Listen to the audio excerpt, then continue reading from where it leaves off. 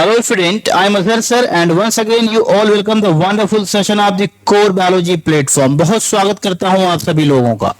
कैसे हैं आप सभी लोग? बिल्कुल उम्मीद करता हूं कि आप सभी लोग बहुत अच्छे होंगे, हेल्दी होंगे और बहुत बेहतरीन डायरेक्शन में अपनी एजुकेशन को आगे बढ़ा रहे होंगे। प्यारे बच्चों, जो मैंने कोर बायोलॉजी प्लेटफॉर्म पर बायोलॉजी के उन 13 चैप्टर्स की जर्नी शुरू की है, उस जर्नी में मैंने पहला चैप्टर स्टार्ट किया है sexual reproduction in flowering plant. और अपने प्रीवियस लेक्चर में हमने पढ़ा कि एक्चुअल में फ्लावर और ह्यूमन का क्या रिलेशन है। तो एनसीईआरटी कहती है भाई कि फ्लावर और ह्यूमन का एक इंटीमेट रिलेशन है, बहुत इमेमोरियल टाइम से, बहुत पहले समय से। फ्लावर का यूज हम ग्रीफ में करते हैं, मॉर्निंग में करते हैं, हैप्पीनेस में करते हैं। फ्लावर जो है सिंबल होता है लव और अफेक्शन का। देन आफ्टर हमने पढ़ा कि स्पोरोफिटिक और गैमेटोफिटिक कंडीशन क्या होती है, ठीक है। और हमने फ्लावर के स्ट्रक्चर को भी समझा।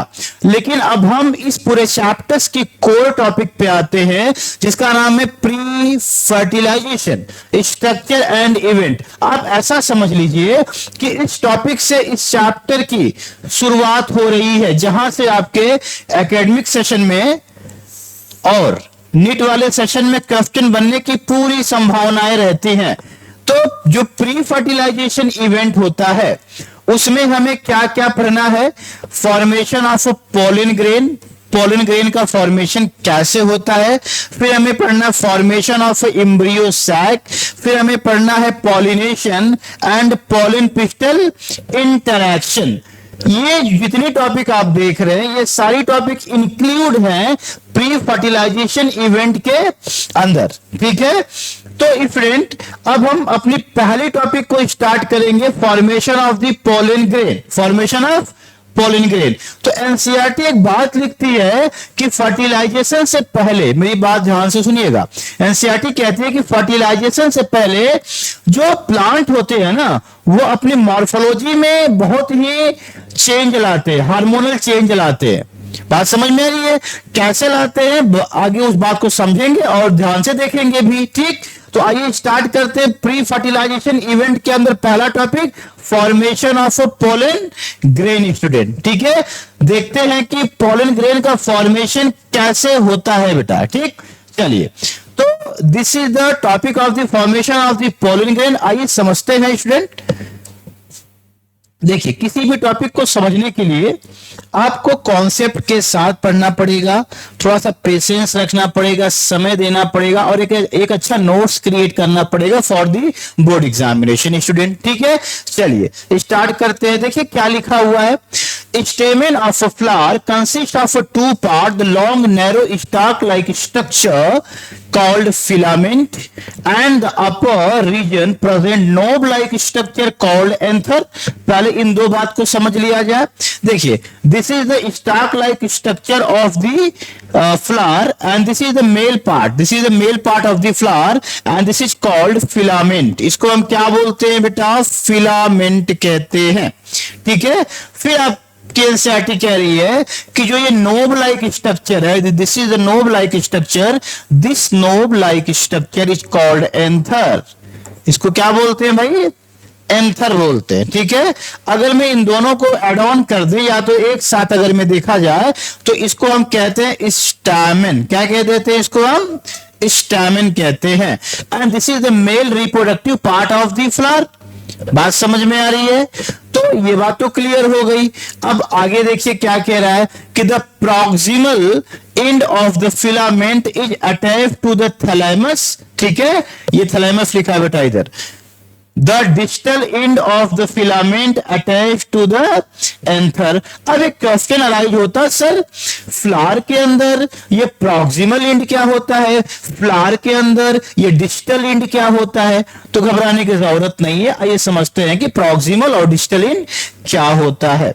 If dent suppose that this is the flower, this is the flower and this bulge part of the flower is called thalamus।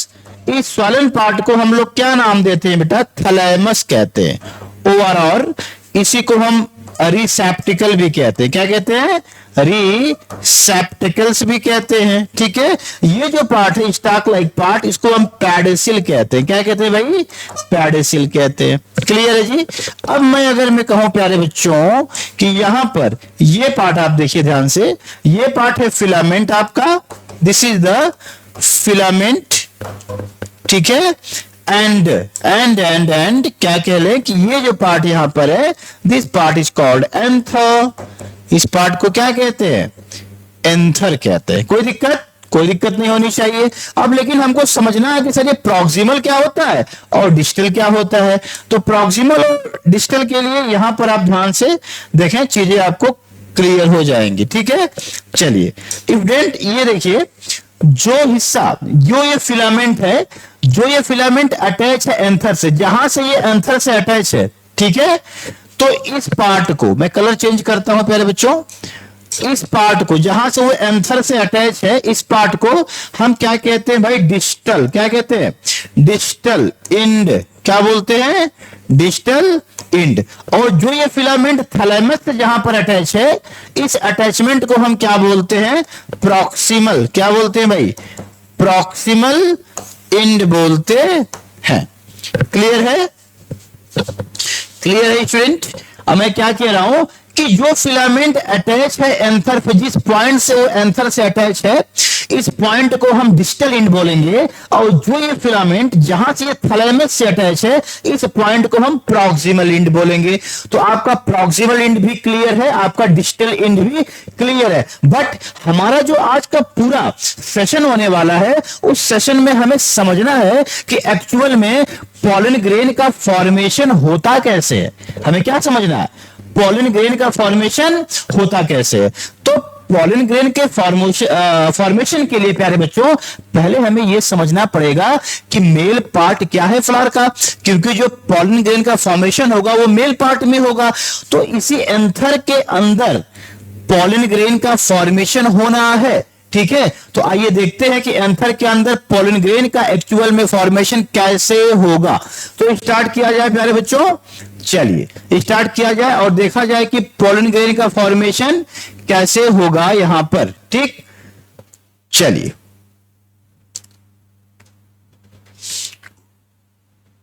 आइए देखते हैं पॉलन ग्रेन का फॉर्मेशन कैसे होगा। तो हम यहां पर हेडिंग डाल देते हैं बेटा, formation of pollen grain। Formation of pollen grain।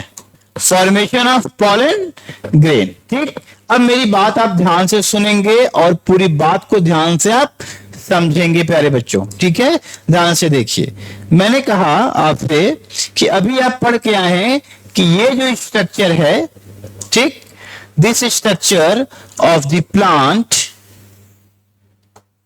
ठीक, यहां पर हम बना देते हैं anther. This is the anther. ठीक, ये स्ट्रक्चर आपको एकदम क्लियर है, कोई डाउट नहीं है। इसको क्या नाम दिया था आपने? Thalamus overall.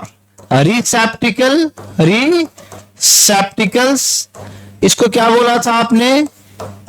पेडिसिल। क्या बोला था? पेडिसिल। जहां से ये फिलामेंट इस थैलेमस से अटैच हुआ था, इस रीजन को आपने क्या कहा था स्टूडेंट? प्रॉक्सिमल। क्या बोला था इसको? प्रॉक्सिमल इंड आपने कहा था। ठीक है, देन आपने फिर यहां पर जो यहां से अटैचमेंट है, इसको आपने, जब फिलामेंट एंथर से अटैच हो रहा है यहां पर, तो इसको आपने क्या कहा था भाई? डिस्टल इंड बोला था। क्या बोला था? Distal end. और ये जो स्टॉक लाइक स्ट्रक्चर है, इसको हम फिलामेंट कहते हैं। क्या कहते हैं? फिलामेंट। और ये नोब लाइक स्ट्रक्चर को हम एंथर कहते हैं। क्या कहते हैं? एंथर। ठीक, और इसी एंथर के अंदर फॉर्मेशन होना है पॉलन ग्रेन का। किसका फॉर्मेशन होना है? पॉलन ग्रेन का फॉर्मेशन होना है। ठीक है, कैसे होना है? अब देखो, अगर हम बात करें इस स्ट्रक्चर को, इस पॉलन ग्रेन के स्ट्रक्चर को हम यहां पर थोड़ा सा बना दें आपको समझाने के लिए। ठीक है स्टूडेंट, तो आपको क्या दिख रहा है? आपको दिख रहा है कि this pollen grain have the two lobe इस पॉलन ग्रेन के पास दो लोब हैं, ठीक है, एक लोब ये, this is the first lobe, this is the first lobe, और एक लोब ये है। तो टोटल कितने लोब हैं? दो लोब हैं। कितने लोब हैं? दो लोब हैं, ठीक है। एनसीईआरटी कहती है आपकी, क्या कहती है एनसीईआरटी? द एंथर, क्या? एंथर कैसा स्ट्रक्चर होता है? Anther is by lobed structure. Anther कैसा स्ट्रक्चर होता है? Anther is by lobed structure. समझ में आ रहा है? एंथर कैसा स्ट्रक्चर? बाई लोब्ड स्ट्रक्चर है, ठीक है। अच्छा, each lobe of the anther, each lobe of the anther, each lobe of the anther has two theca, two theca। अब यहां से क्वेश्चन अराइज होगा कि सर ये थीका क्या होता है? ये थीका क्या होता है? समझ में आ रहा है? अभी तक मैंने कुछ नहीं किया, इसके लेबलिंग की, एंथर को समझाया। इसमें दो खाने ऐसा कह लो, एक लोब ये है, एक लोब ये है। टोटल लोब कितने हैं? दो लोब। तो आपने कहा कि एंथर बाई लोब्ड होता है। अच्छा, बाई लोब्ड को हम डाइथीकस भी कहते हैं, ठीक है। और इसको एक और नाम दे देते हैं, डाई थीकस भी इसको कहते हैं, डाई थीकस भी कहते हैं। समझ में आ रहा है? अब चलिए, अगर में हम इसकी स्टडी करें, ठीक है, कि एक्चुअल में इसका स्ट्रक्चर कैसा होता है, तो इसका हम टीएस काटते हैं, ट्रांसवर्स सेक्शन। क्या काटते हैं? Transverse section. तो ये हमें कैसा विजुअलाइज होगा, ये हमें कैसा दिखेगा? तो जब इसके स्ट्रक्चर को हम देखेंगे स्टूडेंट, तो ये हमें कुछ इस तरीके का स्ट्रक्चर दिखाई देगा। यहां पर ध्यान से देखें, कुछ इस तरीके का स्ट्रक्चर हमें दिखाई देगा। किसका? एंथर का। किसका? एंथर का। समझ में आ रहा है बेटा? एकदम क्लियर कर रहा हूं एक एक पॉइंट आपको। तो जब हमें ये ऐसा स्ट्रक्चर दिखाई देगा, तो यहां पर, ठीक है, जो ये इसका एरिया है साइड साइड वाला, इसमें एक लेयर होती है ऐसे, और इस लेयर को हम थीका कहते हैं। क्या कहते हैं? थीका। आपने यहां पर लिखा था कि एंथर हैव टू थीका, लिखा है ना, each lobe of the anther have two theca, ठीक। तो एक थीका यहां होता है, एक सर्कुलर लेयर इधर होती है, इसको भी हम थीका कहते हैं, ठीक है। एक सर्कुलर लेयर सेम ऐसी इधर भी होती है फ्रेंड, इसको भी हम क्या कहते हैं? This is the theca. और एक सर्कुलर लेयर इधर भी होती है, इसको भी हम क्या कहते हैं बेटा? थीका कहते हैं। बात समझ में आ रही है? और यहां पर एक स्ट्रक्चर आप देख पा रहे हो कि जो यहां पर थोड़ा सा अंदर की तरफ ये धसा हुआ पार्ट है, ठीक है। एंथर में जो अंदर की तरफ ये धसा हुआ पार्ट है, इस धसे हुए पार्ट को स्टूडेंट हम क्या कहते हैं? लॉन्गिट्यूडिनल ग्रू कहते हैं। क्या कहते हैं?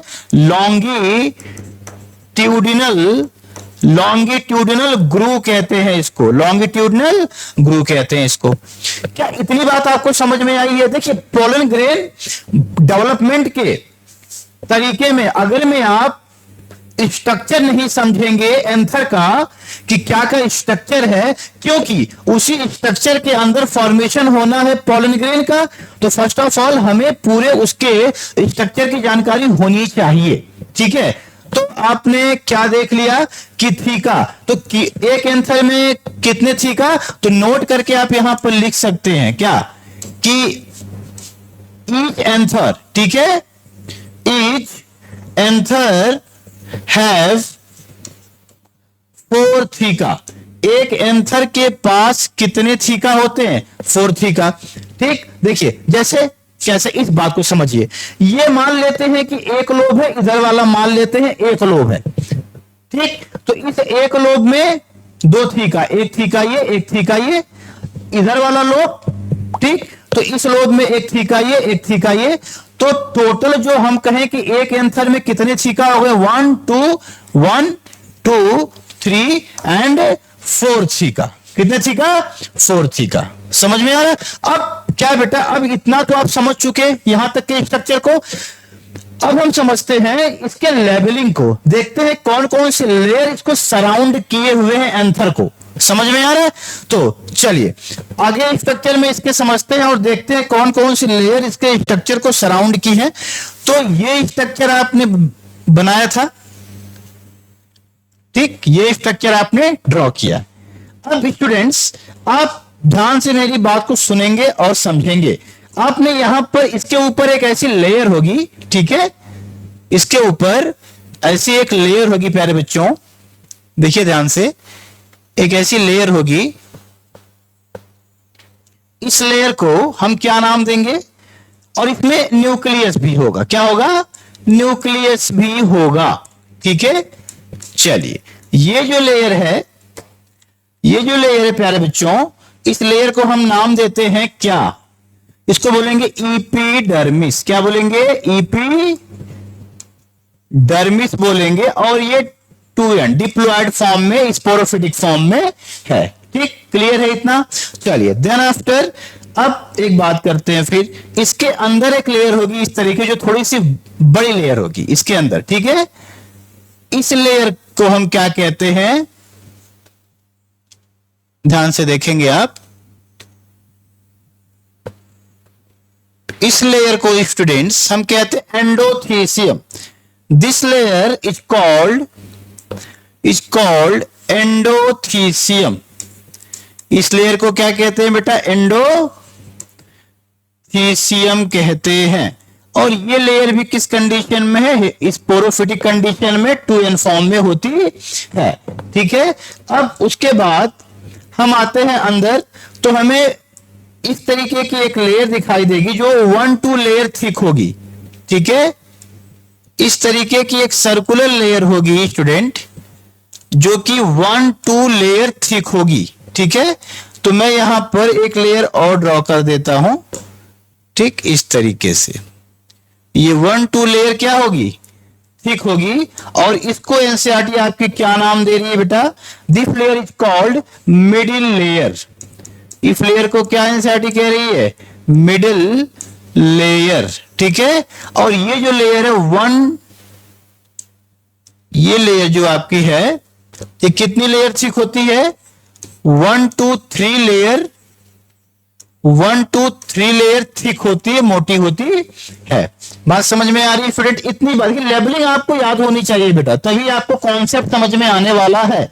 देन आफ्टर स्टूडेंट, अब हम इसके अंदर जब जाते हैं स्ट्रक्चर के, और तो हमें यहां पर इस तरीके से एक और लेयर दिखती है, जिसको हम कहते हैं टैपिटम। क्या कहते हैं?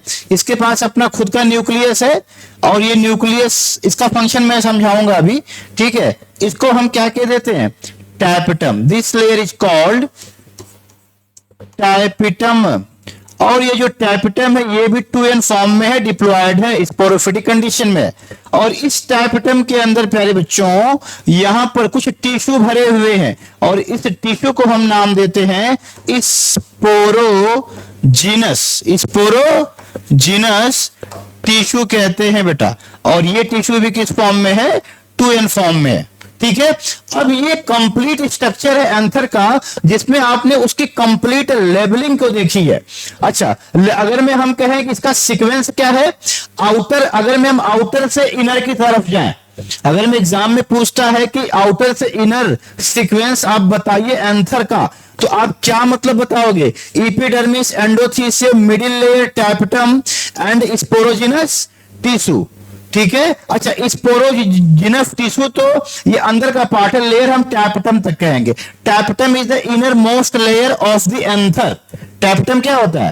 Tapetum is the inner most layer of the anther. अच्छा, बीच में यहां पर एक स्ट्रक्चर होगा, जिसको हम कहेंगे कनेक्टिव। क्या बोलेंगे?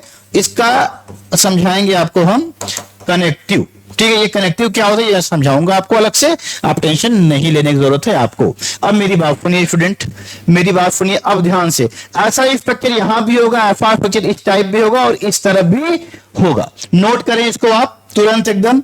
अब आपके एनसीईआरटी क्या कहती है? देखिए कौन कौन सी लेयर के बारे में एनसीईआरटी क्या कहती है स्टूडेंट, नोट करके आप लिखेंगे, नोट करके आप लिखेंगे। आपकी एनसीईआरटी कहती है द लेयर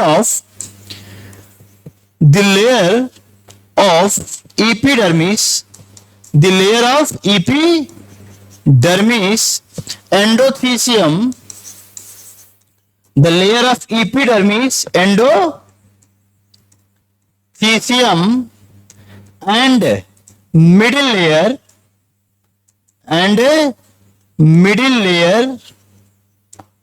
प्रोवाइड, क्या करते हैं ये, प्रोवाइड करते हैं, provide protection, provide protection and help in dehiscence, help in dehiscence. बात समझ में आ रही है? एनसीईआरटी कहती है कि ये जो 3 लेयर आप देख पा रहे हैं, कौन कौन सी, epidermis, endothecium and middle layer, ये इस पूरे स्ट्रक्चर को एक तरीके से सेफ कर रही हैं, किसी भी मैकेनिकल इंजरी से उसे प्रिवेंट करेंगी, बचाएंगी, ठीक है। और दूसरा, ये तीनों लेयर हेल्प करती हैं डेहिसेंस में, किसमें, डेहिसेंस में। डेहिसेंस का मतलब होता है फट जाना, टूट जाना। तो जब ये तीनों लेयर फटेंगी, जब ये तीनों लेयर एपिडर्मिस, एंडोथीसियम और मिडिल लेयर, जब ये तीनों लेयर ब्रेक होंगी, टूटेंगी, तभी तो यहां से पोलन ग्रेन बाहर निकलेगा। तो डेहिसेंस का मतलब होता है टूट जाना या तो फट जाना। समझ में आ रहा है? लेकिन एक्चुअल में देखा जाए स्टूडेंट, आपके एनसीईआरटी ऐसा कहती नहीं है, लेकिन अगर में एक्चुअल में देखा जाए तो जो ये एंडोथीसियम है, डेहिसेंस में इसका रोल सबसे ज्यादा होता है, क्योंकि इसके पास सेलुलोज की थिकनिंग होती है। मेरी बात समझिएगा, जो एंडोथीसियम की ये लेयर है, इसके पास सेलुलोज की थिकनिंग होती है, और ये लार्ज अमाउंट में वाटर को क्या करता है, वाटर को कैरी करता है, पकड़ के रखता है, जिससे सेल जो है ये फूली रहती है, बड़ी रहती है, ठीक है। तो जब ये सेल सूखती है एंडोथीसियम वाली, वहां से वाटर कंटेंट कम होता है, तब यहां से वो ब्रेक होती है, फिर ये पोलन ग्रेन बाहर निकलता है। लेकिन एक बात मैं यहां पर ऐड कर रहा हूं, आपकी एनसीईआरटी ऐसा नहीं कहती। एनसीईआरटी कहती है आपकी कि एपिडर्मिस, एंडोथीसियम और मिडिल लेयर, ये तीनों लेयर हेल्प करती हैं किस चीज में, प्रोटेक्शन में और डेहिसेंस में। ये एनसीईआरटी का कहना है। तो आप यही बात को याद रखें, ये आप इसको तुरंत नोट करें प्यारे बच्चों, ठीक। अब हम यहां से एक बात आपको और सिखाएंगे, फंक्शन ऑफ टैपिटम। एक हेडिंग आप यहीं पर डाल लें, क्योंकि देखिए इसका फंक्शन आप समझ गए, प्रोटेक्शन और डेहिसेंस में है, इसका फंक्शन सेम है, डेहिसेंस एंड प्रोटेक्शन में है। मिडिल लेयर का फंक्शन क्या है, वही सेम, डेहिसेंस एंड प्रोटेक्शन, ठीक है। अब बात करते हैं टैपिटम की, तो यहां पर प्यारे बच्चों आपकी एक मेन हेडिंग बनेगी, फंक्शन ऑफ टैपिटम। क्या बनेगी बेटा, फंक्शन ऑफ, देखिए ये इंपॉर्टेंट है बेटा, जो मैं अभी लिख रहा हूं, ये टैपिटम, ये एग्जाम में अक्सर 2 मार्क्स में पूछ देता है कि भाई टैपिटम का फंक्शन बताइए आप, ठीक है। तो टैपिटम का फंक्शन क्या होता है, टैपिटम प्रोवाइड, ठीक है, पहला पॉइंट आप लिखेंगे, ठीक है। टैपिटम क्या करता है, देखिए टैपिटम क्या करता है, टैपिटम प्रोवाइड करता है, tapetum provide nourishment, tapetum provide nourishment for developing pollen. Developing pollen को ये क्या करेगा, नरिशमेंट प्रोवाइड करेगा। दूसरा, टैपिटम क्या करेगा भाई, नोट करें आप फटाफट। दूसरा बेटा टैपिटम क्या करेगा, टैपिटम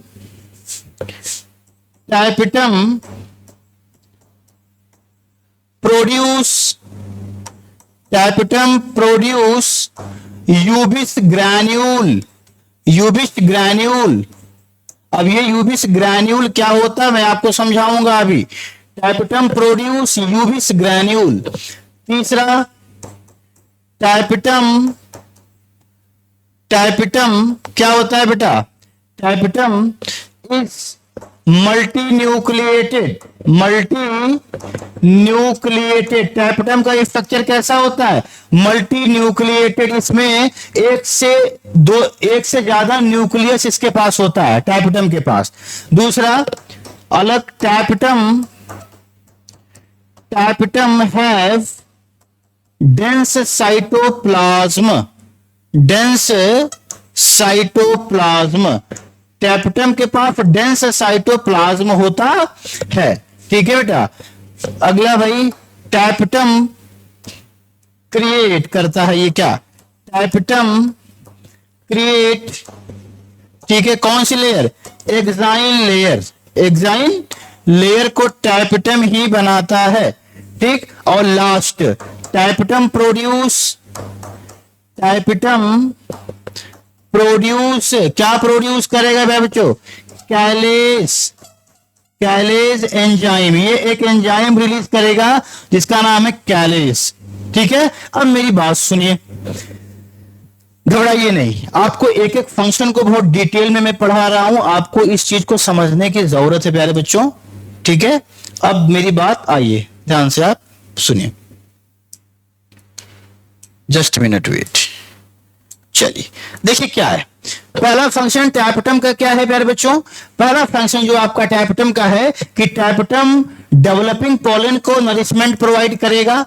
दूसरा फंक्शन टैपेटम का है कि यूबिस ग्रैन्यूल रिलीज करेगा, समझाऊंगा।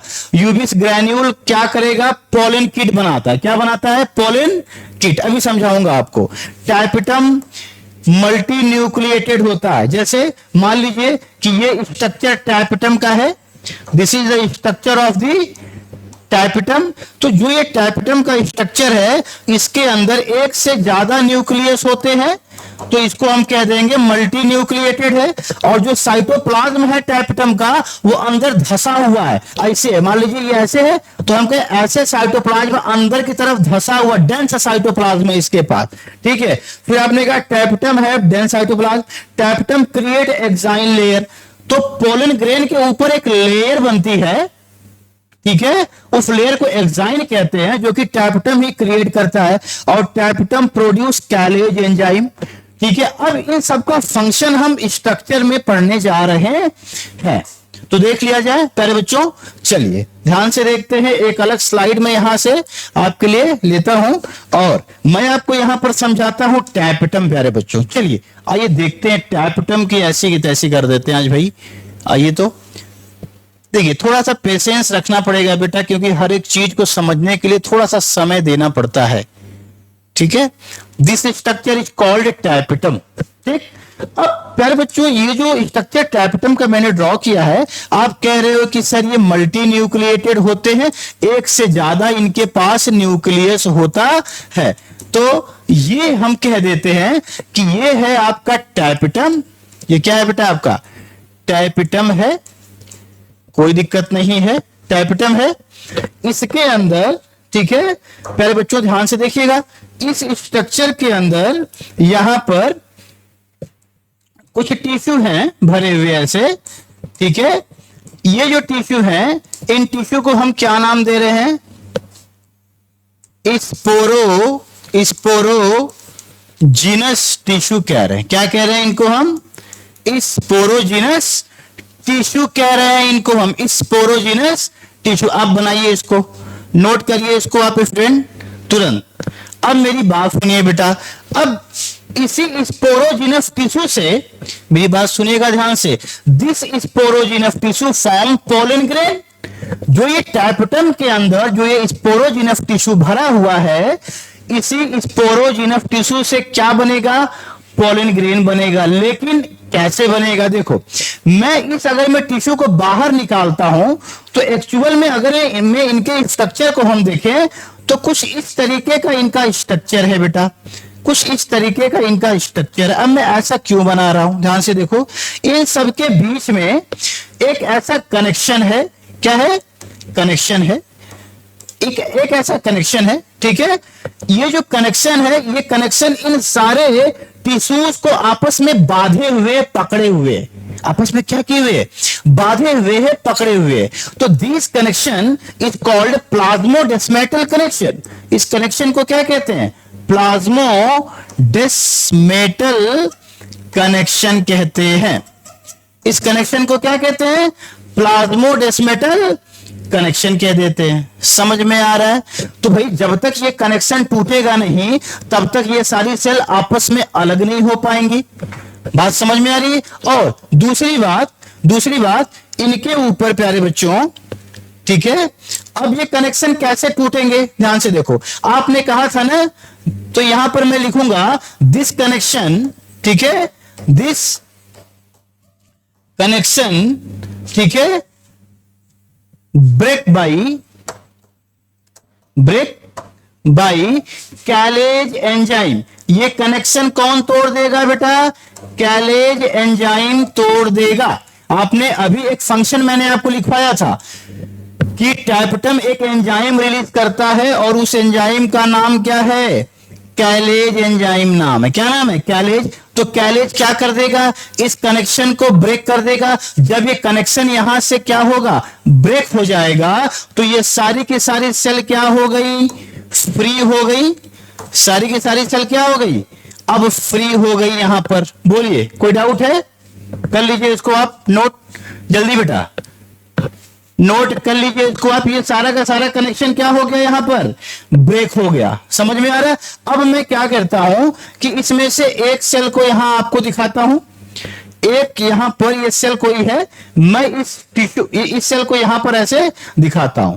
ठीक है, ईच स्पोरोजिनस टिश्यू। ठीक है, ये सारे के सारे। अब इसको हम, इस सेल को हम क्या कह देंगे बेटा? अब इसको हम नाम देंगे पीएमसी, पोलन मदर सेल। क्या कह देंगे इसको हम? Pollen mother cell. इसको हम पोलन मदर सेल कब बोलेंगे भाई? आप बात मेरी समझो। जब तक ये स्पोरोजिनस टिश्यू इसके अंदर थे तो उन सबके बीच में एक कनेक्शन था, प्लाज्मोडेस्मेटल कनेक्शन। तो जब तक ये कनेक्शन में टूटेगा नहीं तब तक जो है ये स्पोर बनाएंगे नहीं। तो इस कनेक्शन को कौन तोड़ेगा? कैलेज एंजाइम। कैलेज एंजाइम रिलीज कौन करता है? ये टैपटम करता है। ठीक है, तो जब ये प्लाज्मोडेस्मेटल कनेक्शन ब्रेक हो गया तो ये सारे स्पोरोजिनस टिश्यू अलग हो गए। तो अब इसको हम क्या नाम देंगे? पोलन मदर सेल बोल देंगे। क्या बोल देंगे? Pollen mother cell. ठीक, अब ये each pollen mother cell have the ability to form pollen grain. ठीक है, क्या लिखेंगे? Each pollen grain, each pollen grain have ability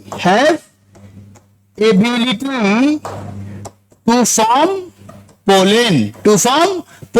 तो ये जितने क्या है? ये जितने जो है भाई पोलन ग्रेन है ना, अब इनके पास एबिलिटी है कि ये पोलन ग्रेन बना सकें।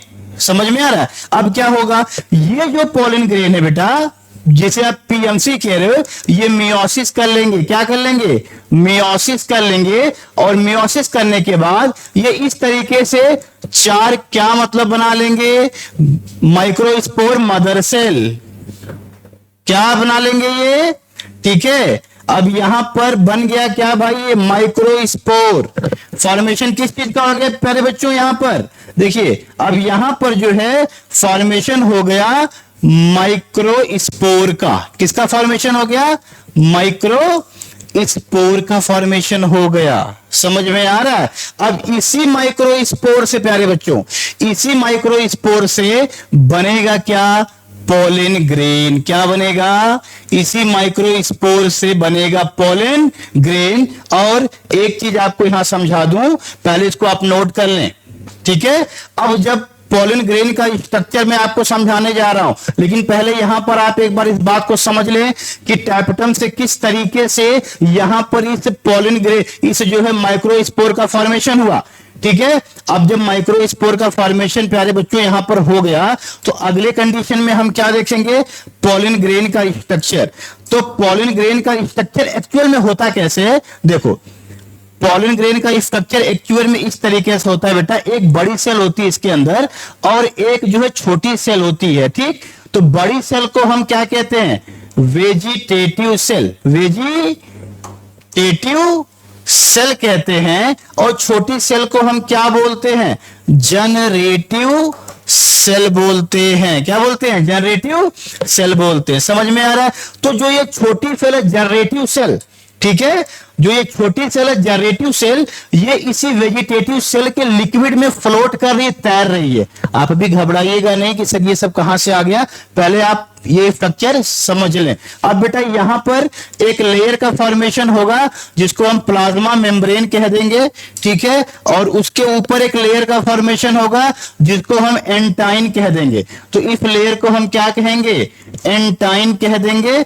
और प्यारे बच्चों इसके ऊपर एक लेयर का फॉर्मेशन होगा इस तरीके से, ठीक है, और इसको हम, इस लेयर को हम क्या कह देंगे, एक्साइन लेयर कह देंगे। क्या कह देंगे, एक्साइन लेयर। तो आपको मैं एक बात पढ़ाया था, क्या पढ़ाया था कि एक्साइन लेयर कौन बनाएगा, आपने कहा था टैपटम। जब मैंने आपको टैपटम का फंक्शन लिखवाया था तो वहां पर लिखवाया था कि exine layer create, sorry, tapetum create exine layer, ये मैंने पढ़ाया था आपको, ठीक है। देन आफ्टर आप एक बात वहां पर और किए थे कि जो टैपटम की लेयर होती है वो रिलीज करती है यूबिस ग्रैन्यूल। तो यूबिस ग्रैन्यूल क्या करता है, देखो, पोलन किट बनाता है। क्या बनाता है, पोलन किट। पोलन किट क्या होता है कि जब पॉलिनेशन होता है किसी भी सोर्स से, मान लो इंसेक्ट के थ्रू पॉलिनेशन हो रहा है, यूबिस ग्रैन्यूल ने, टैपटम ने यूबिस ग्रैन्यूल रिलीज किया, यूबिस ग्रैन्यूल बनाता है पोलन किट। तो ये जो सरफेस है बाहर का पोलन ग्रेन का, ये चिपचिपा हो जाता है। तो उसके चिपचिपे होने की वजह से वो इंसेक्ट के कहीं भी चिपक जाता है, और चिपकने के बाद जब वो इंसेक्ट मूव करता है एक प्लेस से दूसरे प्लेस पर तो इसका पॉलिनेशन हो जाता है। बात समझ में आ रही है। अब इस पूरे स्ट्रक्चर की जर्नी कैसे रही हम ये समझेंगे अगले टॉपिक में, जिसका नाम है माइक्रोस्पोरोजेनेसिस, जहां पर हम देखेंगे कि किस तरीके से वहां पर साइटोप्लाज्मिक डिवीजन हुआ और किस तरीके से वहां पर जो है माइटोसिस होगा, और ये स्ट्रक्चर एक्चुअल में बनेगा कैसे। तो मैंने आपको समझा दिया कि एंथर के अंदर ये बनता है, थीका दिखेगा, एपिडर्मिस दिखेगी, एंडोथीसियम दिखेगा, मिडिल लेयर दिखेगा, टैपटम दिखेगा, टैपटम के अंदर स्पोरोजिनस टिश्यू दिखेगा, उस टिश्यू के पास प्लाज्मोडेस्मेटल कनेक्शन होगा, उस कनेक्शन को टैपटम एक एंजाइम रिलीज करेगी जिसका नाम है कैलेज एंजाइम, वो उसको ब्रेक करेगा, ब्रेक करने के बाद वो सेल मियोसिस करेंगी और माइक्रोस्पोर मदर सेल में बदल जाएंगी, ठीक है, पीएमसी में, पोलन मदर सेल में वो चेंज हो जाएंगी, और उस हर एक सेल से क्या मतलब बनेगा, पोलन ग्रेन। तो यहां तो मैंने केवल आपको एक समरी दी एक छोटे से स्ट्रक्चर की कि पोलन ग्रेन का स्ट्रक्चर ऐसा होता है, लेकिन अभी इसमें बहुत सी चीजें बाकी हैं जो मैं आपको जब अगली टॉपिक पढ़ाऊंगा, ये जर्म पोर होता है बेटा, जब मैं अगली टॉपिक आपको पढ़ाऊंगा माइक्रोस्पोरोजेनेसिस, तो इस स्ट्रक्चर का मैं कंप्लीट व्यू, इसका कंप्लीट फंक्शन आपको सिखाऊंगा, ठीक है।